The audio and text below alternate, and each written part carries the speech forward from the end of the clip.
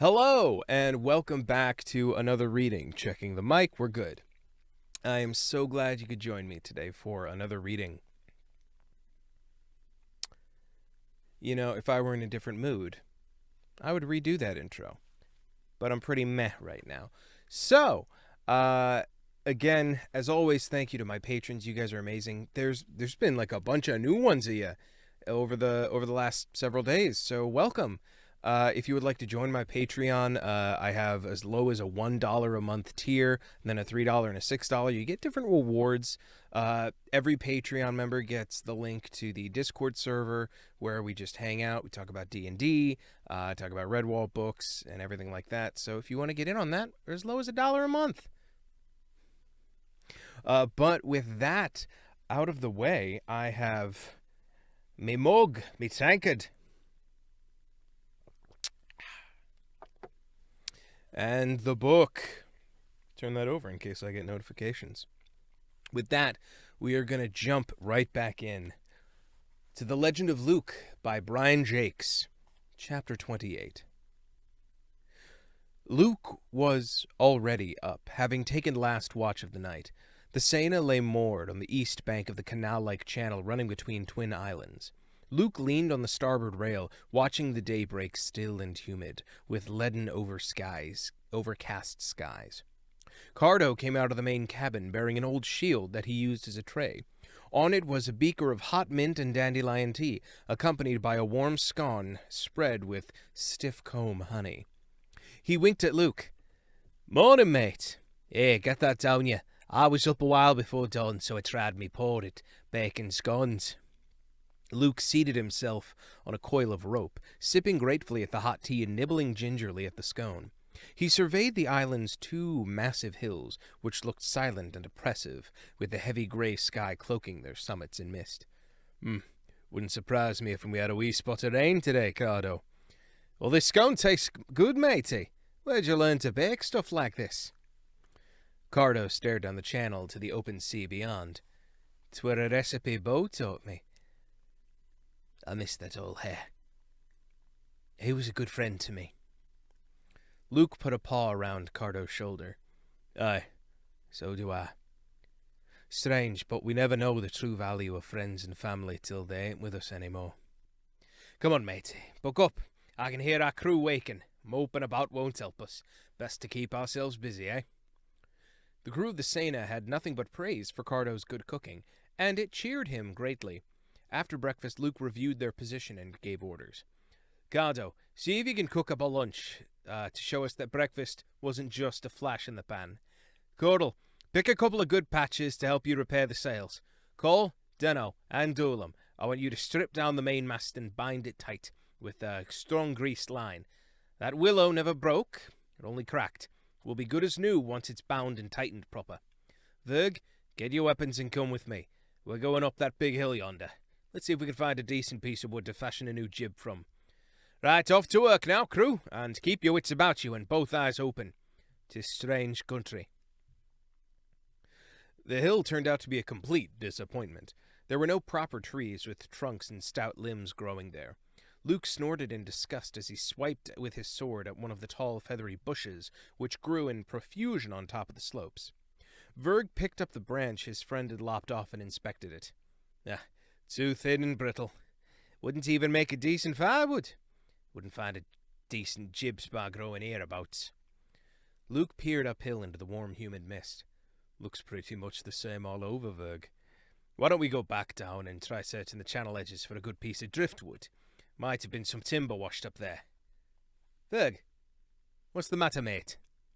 Verg was rubbing his paws together furiously and flapping them as if he were trying to fly. Yuck! Some kinds of filthy insects! Must have come off those bushes. Look, they're all over me paws! Luke pushed his companion forward, urging him downhill. Well, don't stand there flapping your paws, mate. Go to the channel. Good old salt water to wash 'em off. Further uphill than the two mice had ventured, Vilu Daskar's spy patrol lay among the bushes. They watched Luke and Verg hurry off down to the water. Ringpatch, the ferret in charge of the group, said, "If they'd reached the hilltop, they'd have seen the Gorleech anchored below on the other side. Good thing they never." "Yeah, they would have never got past us," A small sea rat named Willig scoffed airily. There was only 2 of 'em. We'd have chopped 'em up for sure. Ringpatch eyed him contemptuously. What do you know about it, Spindleshanks? Those 2 mice look like warriors to me. I wonder why they turned back and ran off. I said it was some kind of insects. At least that's what I thought. I heard one of 'em say, replied one of the patrol vermin. Insects? Willig sneered. They can't have been much warriors if they ran from insects. Suddenly, one of the patrol leapt upright, hitting himself left and right with both paws and dancing wildly. Yeah! Insects! I'm covered in 'em! Ah! Tiny, moist brown slugs from the surrounding bushes were all over the patrol, writhing and crawling, sticking to any patch of fur they came in contact with. The vermin thrashed about in the bushes, beating at themselves. Get 'em off me! I can't stand insects! Filthy, slimy little worms! Yeah, they sting too! Ah! Oh, one got me mouth! Oh! Ringpatch dashed off uphill. Patrol, retreat! Let's get out of here before they eat us alive! Stumbling and crashing through the bushes, they retreated over the summit, driven by the sticky slugs to seek a saltwater bath.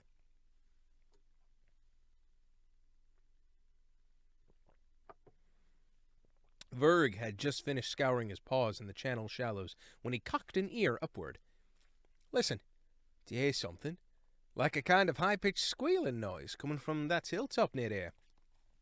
Luke stood still, cupping both paws about his ears. Aye, I heard it, mate. No, I couldn't imagine anything but insects wanting to live off this forsaken place. Probably some seabirds feeding off those horrible grubs. Verg dried his paws in the coarse grass. Well, let's hope they eat them all. I detest squigglies. It was noon by the time they got back to the ship. Denno was atop the mast, binding the last bit tight with greased line as he saw them approaching.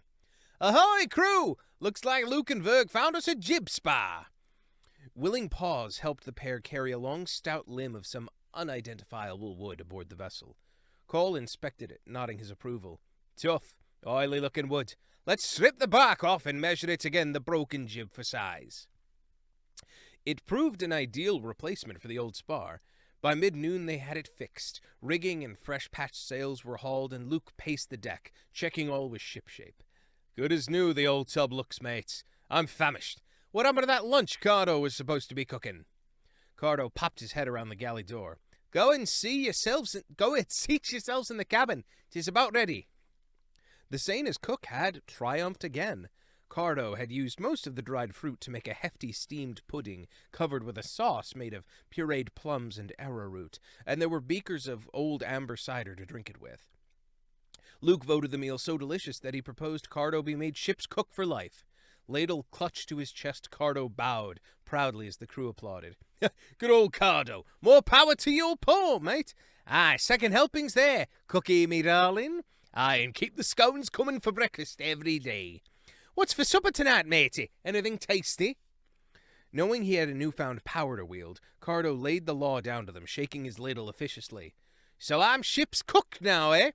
Then cook it is, but I ain't washing dishes and scouring pots and pans, so there. To appease his touchy cook, Luke sided with Cardo. Agreed. From now on, every beast washes their own dishes. We'll take turns with the pots and pans. I'll do first duty. A splatter of heavy drops pattering in the bulkheads announced the arrival of rain. Verg opened the cabin door and slid his plate and beaker out onto the deck. I vote that the rain washes our dishes tonight, buckos. Soon raindrops could be heard pinging merrily off the crew's dishes scattered across the deck. Through the open door, Luke watched a distant lightning flash, and he heard the far-off rumble of thunder. Looks like we're in for heavy weather, mates. Best batten down and lay up in this channel till it's over.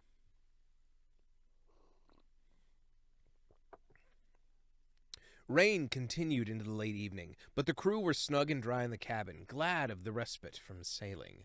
Cardo sat apart from the rest, his face gloomy. Verg tweaked the cook's ear. Come on, what's up now, you great misery guts? Cardo shrugged. Don't know, Verg. Just got a bad feeling, and I can't explain it. Something seems wrong. Denno nudged Verg, pulling a wry face at the unhappy cook. Oh, dearie me, just like the old farm mouse. Nothing right. Cole winked at him. Which farm mouse was that, matey? Denno began tapping a beat on the tabletop. There was an old farmmouse, lived in an old farmhouse, who always thought of a reason to rant and complain again and again, whatever the weather or season. If rain came down, he'd howl and frown, shake a paw at the sky and say, "Rains like these are good for the peas, but they ain't much use for me hay." Then if wind came along, he'd change his song, crying out, "Oh, lack-a-day, 'tis all I need, a wind indeed, to blow me apples away." He'd gnash his teeth and shedded wheat at the sign of a cloud in the skies, and the very sight of a cloud sunlight, cloudless sunlight, would bring tears to both his eyes. He'd simmer and boil as he pawed the soil, and got himself worried and fussed. "Look at that sunlight, 'tis far too bright, 'twill turn all me soil to dust." Oh, botheration, trouble and toil, life don't get peaceful and calmer. If I'd gone to sea, a sailor I'd be, instead of an old mouse farmer. The crew were all laughing heartily when Cardo said, "What's so funny? We were all farmers once." The laughter died on their lips. Luke patted Cardo. "Aye, you're right there, mate. Farmers we were, fighting the weather and seasons to put food on the table. We didn't have much, but we were happy with our wives and families. Until Vilu Daskar and his red ship showed up. Now we're sea mice, rovers, fighting evil and ill fortune. Though I tell you this, one day, when 'tis all over, we'll return home and pick up the threads of our old lives again." Outside, the elements increased their fury. Thunder reverberated overhead, rain lashed in the heaving seas, flaming webs of chained lightning threatened to rip the darkened skies with their ferocity. The crew of the Sena, without guard or watch on the gale-swept decks, allowed sleep to close their weary eyes.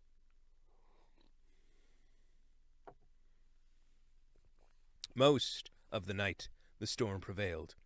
3 hours before dawn, a strong, warm wind blew up from the south, driving the tempest before it like a rumbling cattle herd. It hurtled on northward.